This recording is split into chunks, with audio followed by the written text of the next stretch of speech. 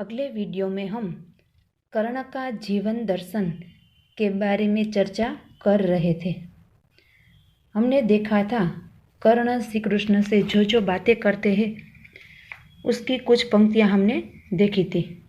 हमने देखा था कि कर्ण श्री कृष्ण से कहता है कि उसे धन दौलत और सांसारिक सुख भोगने की इच्छा नहीं है। वह अपने जीवन की परवाह नहीं करता। उसकी तो बस यही इच्छा है कि उसके हाथों से दान की पवित्र नदी सदा बहती रहे और दुखी लोगों को सुखी बनाती रहे। वो श्री कृष्ण से कहते हैं कि उसे राज्य या किसी भी वस्तु से मोह नहीं है। वह सब वस्तु को तुच्छ समझते हैं। वैभव पाकर मनुष्य को क्या मिलता है? वैभव पाकर तो उसे ढेर सारी चिंता है और नाम मात्र की हंसी खुशी मिलती है। थोड़ी बहुत चमक दमक मिलती है, पर वो सुख भोग कुछ क्षण के लिए ही होता है। पर यह सारी चीज़ें उसे यहीं छोड़नी पड़ती है और खाली हाथ ही जाना पड़ता है। वे श्री कृष्ण से कहते हैं, हे श्री कृष्ण, उसने जैसे मनुष्य सोने का भार नहीं ढोते, सुख वैभव का जीवन नहीं बिताते। वे लोगों में बांटने के लिए ही धन की प्राप्ति करती है। उनकी बहुमूल्य वस्तुएं लोगों में बांट देते हैं। वे संसार में कभी कुछ नहीं लेते। अपने पास जो होता है वो दुखी लोगों में बांट देते हैं। सोने जैसी चमक दमक करने वाले राजमहलों की चोटियां कबूतरों के ही घर बनती है।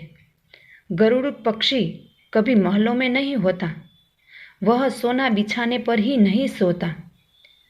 उसका निवास तो पहाड़ों में ही होता है। पहाड़ों की फटी दरारों में ही उसका घर होता है। यहाँ तक हमने देखा था। अब हम देखेंगे आगे की पंक्ति। होकर समृद्धि सुख के अधीन यानी कि दास सेवक, मानव होता निज नित तपह क्षीण यानी कि निर्बल, सता किरीट मणिमय आसन, किरीट यानी कि मुकुट, करते मनुष्य का तेज हरण यानी कि प्रभाव नष्ट करना, नर विभव हेतु ललचाता है। नर यानी कि मनुष्य, विभव हेतु यानी कि सुख समृद्धि, पर वही मनुष्य को खाता है। वो कहते हैं कि धन दौलत के सुख का गुलाम बनकर मनुष्य अपना तेज खो देते हैं। मुकुट और मणियों से जड़े हुए सिंहासन मनुष्य के तेज को हर लेते हैं। उसे प्रभावहीन बना देते हैं।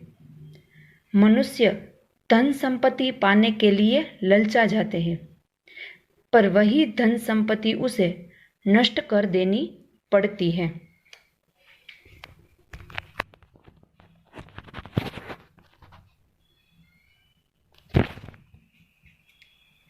चांदनी पुष्प छाया में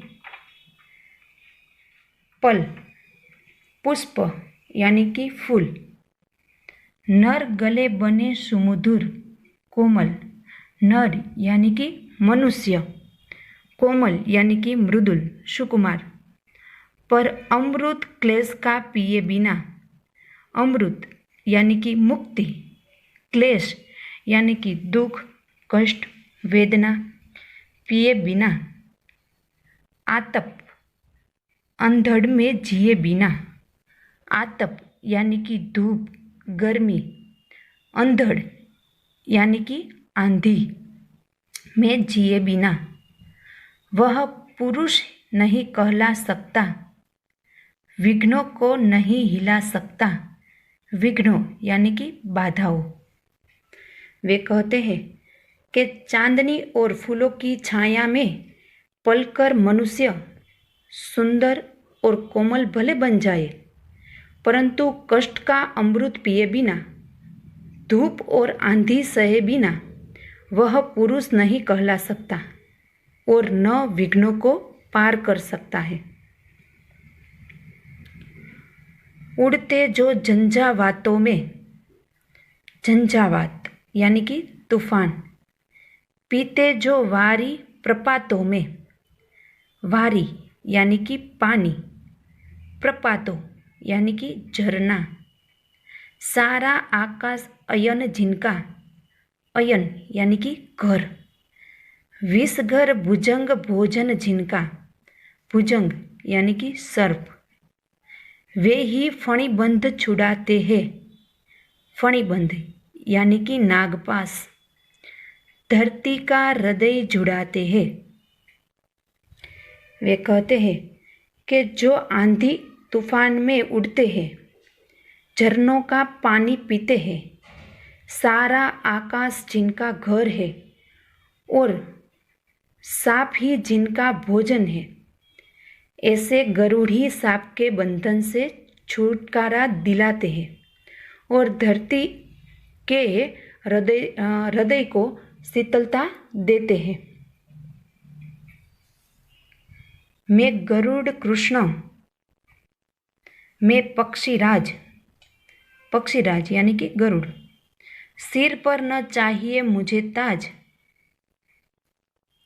दुर्योधन पर है विपद घोर, विपद यानी कि आपत्ति, सकता न किसी विष उसे छुड़ाता, उसे छोड़,